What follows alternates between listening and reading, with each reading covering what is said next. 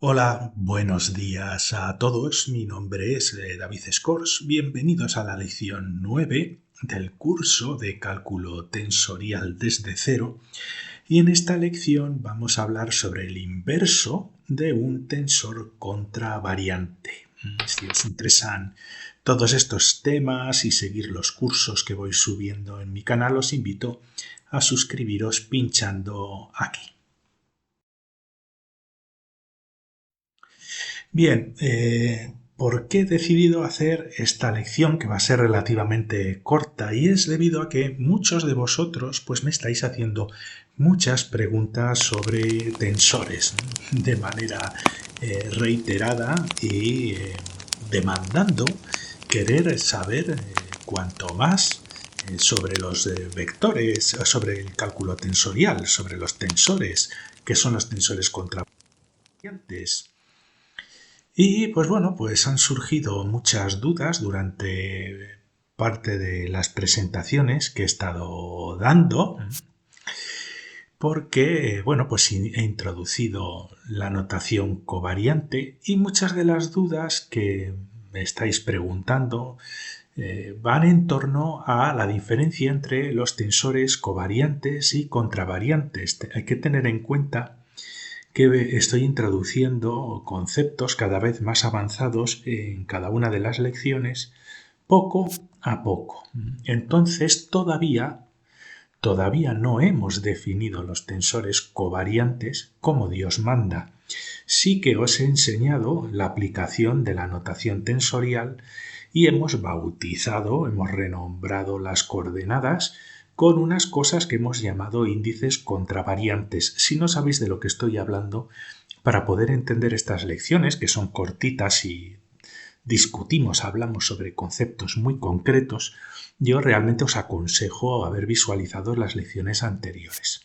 Pero lo que sí os pido a todos vosotros, no os pido que no me hagáis preguntas, simplemente que tengáis paciencia, porque conforme vayamos avanzando en las lecciones vamos a ir introduciendo conceptos que van a resolver vuestras dudas. Sin embargo, en el caso de que todavía tengáis alguna duda concreta sobre las lecciones que vamos tratando, estáis invitados, como ya sabéis, a manifestaros en los comentarios. Os voy a recordar que la primera vez que hemos introducido índices covariantes en el curso fue hace unas 2 o 3 lecciones, quizás aprovechando el teorema de Pitágoras, y lo introdujimos esta notación debido a una cuestión puramente notacional. Nada realmente, como os diría yo,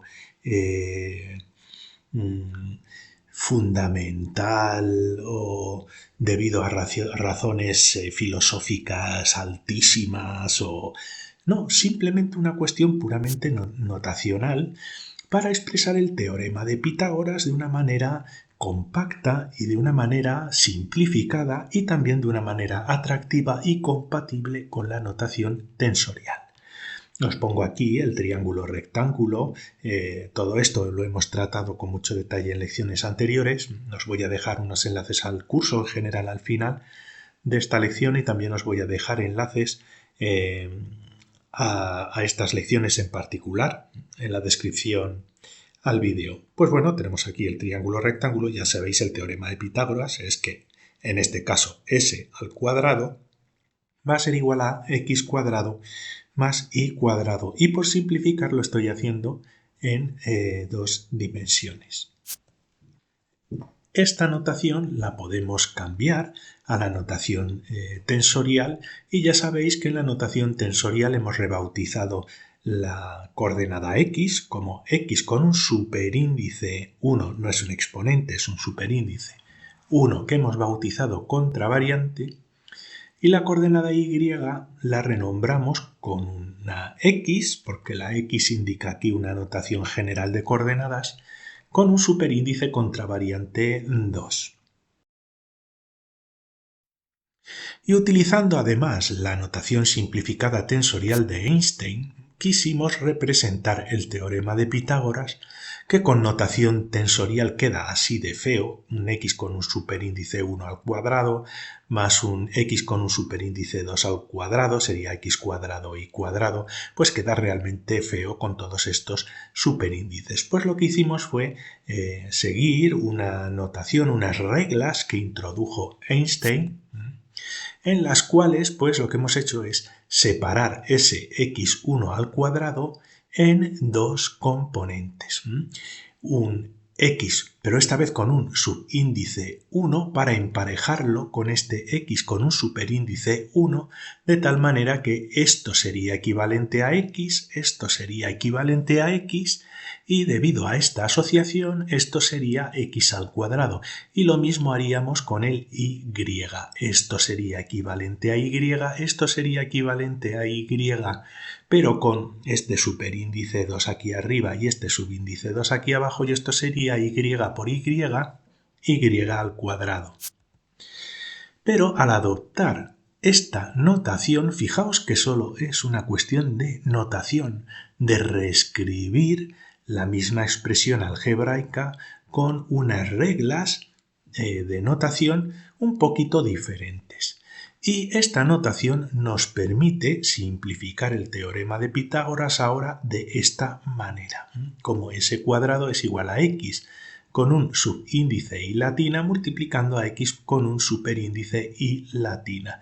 Y si os acordáis de la regla simplificada de Einstein, creo que era la segunda, la tercera lección del curso, cuando tenemos un superíndice y un subíndice que son el mismo enfrentados uno arriba y otro abajo, esto implica que hay un sumatorio sobre el índice y latina desde y latina igual a 1 en este caso hasta y latina igual a 2. Es decir, esta expresión, aquí hemos eliminado el símbolo del sumatorio, pero realmente implica un sumatorio sobre el índice y latina. Por lo tanto, es x1 más x2 más x3 si estuviéramos hablando en tres dimensiones, en la coordenada z, o en un espacio multidimensional, pues podríamos ir al número de dimensiones que quisiéramos. Pero esta notación nos resume,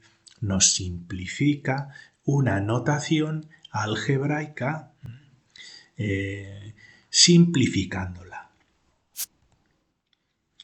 Y de aquí podemos deducir, yo creo que ha quedado bastante claro mientras lo estaba explicando, que en este caso particular el tensor, porque esto lo llamamos ahora tensor, como ya hablamos en las últimas dos lecciones, el tensor con el índice covariante y latina tiene que ser necesariamente igual al tensor con el superíndice y latina. ¿De acuerdo? El tensor con el índice covariante es igual al tensor con el índice contravariante en este caso particular. Y en este caso particular, para reforzar la idea, tenemos que como x con el subíndice 1 es igual a x con el superíndice 1, van a ser necesariamente la coordenada x.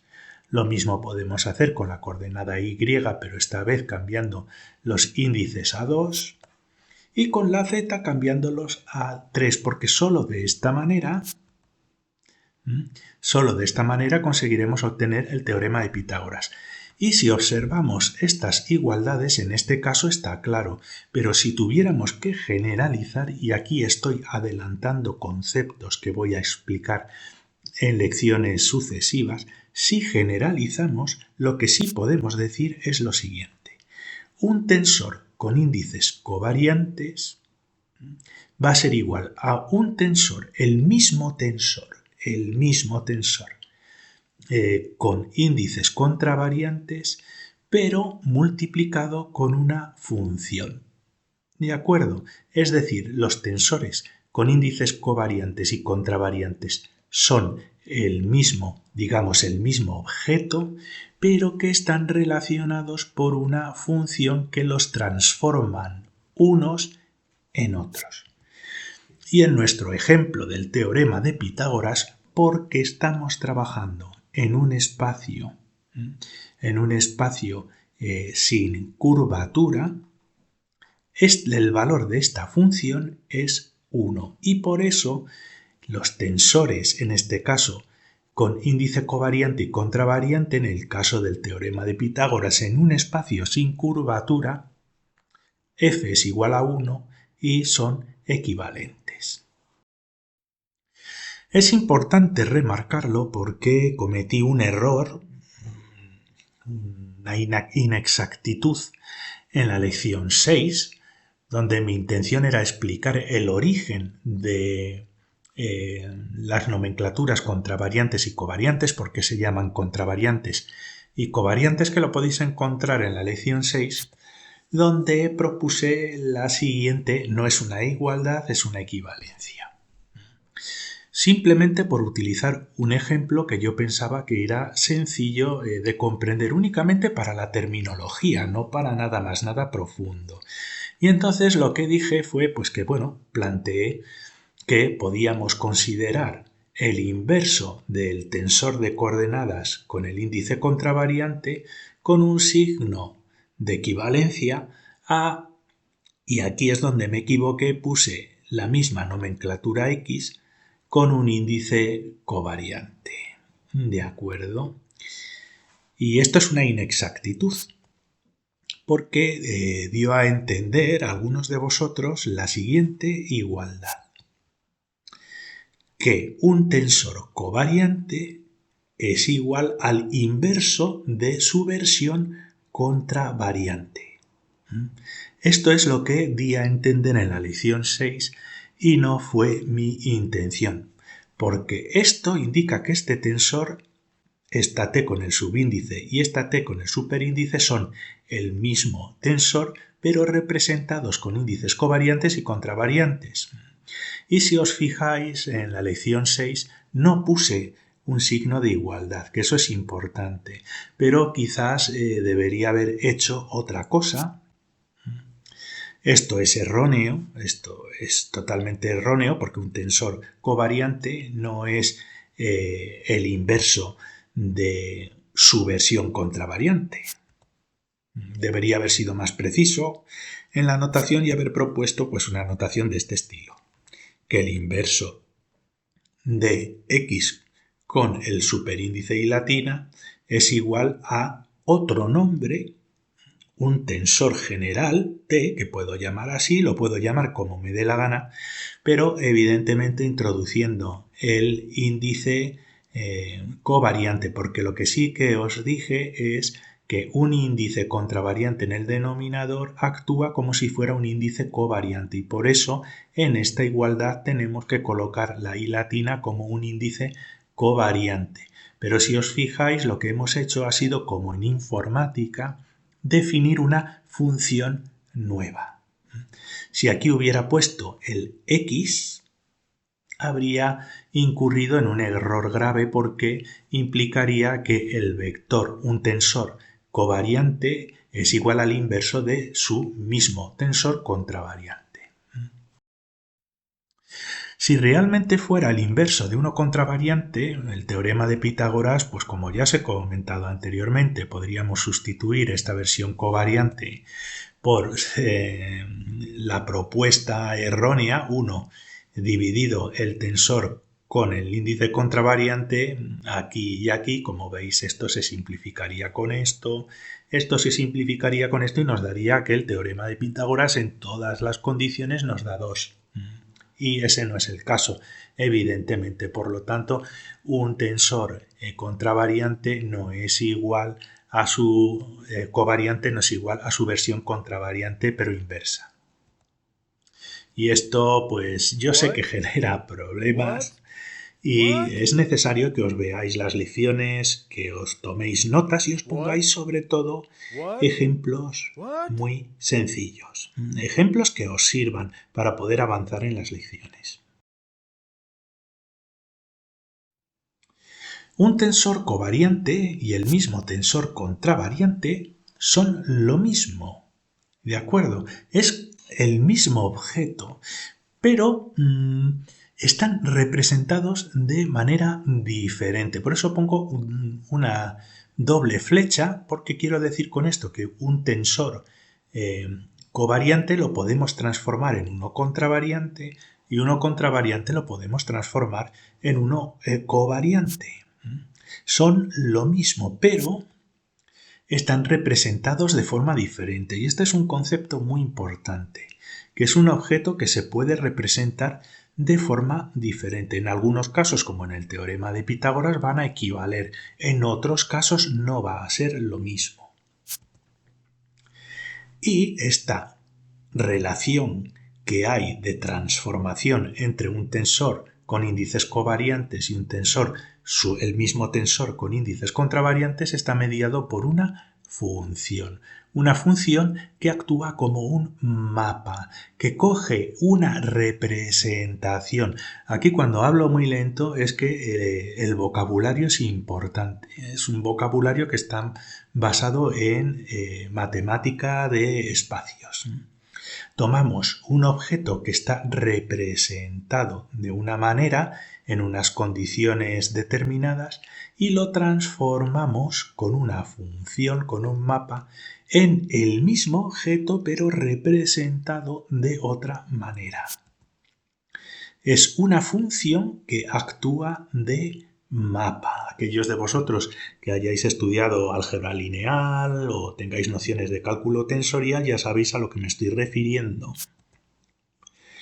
Y de nuevo yo os pido mucha paciencia. Yo sé que tenéis muchas ansias de aprender cálculo tensorial y de resolver las múltiples dudas que de manera natural se os están ocurriendo. Yo sé que es verdad, me lo podéis preguntar en los comentarios y si son dudas que yo considero que merece la pena pararme y hacer un vídeo como este para explicar pues algo que ha surgido debido a que he cometido un error, una inexactitud en la notación, entonces me lo podéis dejar en los comentarios. Pero os pido mucha paciencia porque el cálculo tensorial es importante tratarlo despacio y con cada concepto de manera muy despacio, con mucho detalle y de la manera más clara posible. Entonces, pues bueno, ¿qué es el inverso de un tensor contravariante? ¿No? Me estáis interrogando y en este caso, pues si tenemos un tensor con un índice contravariante, pues el inverso de un tensor contravariante pues es el inverso. Es uno entre el propio tensor. Ya está. No tiene otra cosa, ¿de acuerdo? No es el mismo tensor con índice covariante, es otra cosa. Es el inverso de este tensor. Pero al ser el inverso de este tensor, simplemente podemos redefinirlo con otro nombre. Podemos redefinirlo y puedo llamarlo, por ejemplo, el tensor A. ¿Por qué? Pues bueno, podría haber sido cualquier otra cosa. ¿De acuerdo? Pero lo puedo redefinir. Y esto cuando se escribe en publicaciones, etcétera, y se redefine alguna cosa, pues lo tienes que especificar. Pero claro, el inverso de un tensor pues va a tener una dependencia de las coordenadas. No nos podemos olvidar que este nuevo tensor también va a tener una dependencia de las coordenadas, pero esta vez tendremos que poner esa dependencia de las coordenadas como un subíndice, porque como ya os he dicho, un índice contravariante en un denominador actúa como si fuera covariante. Entonces renombraríamos el inverso de este tensor como A con un subíndice I latina. Se comportará como un tensor covariante en este caso. Y si os habéis fijado, gran parte del cálculo tensorial se basa únicamente en notación, en redefinir cosas, con el objetivo de simplificar las ecuaciones y, sin embargo, generalizarlas a múltiples dimensiones, múltiples coordenadas. Pues muchas gracias por vuestra atención. Os vuelvo a invitar a suscribiros a mi canal. Os dejo un enlace al curso en general, otro a la lección anterior, y las lecciones que tienen importancia para entender esta os las dejo en la descripción al vídeo. Muchas gracias y hasta la siguiente lección.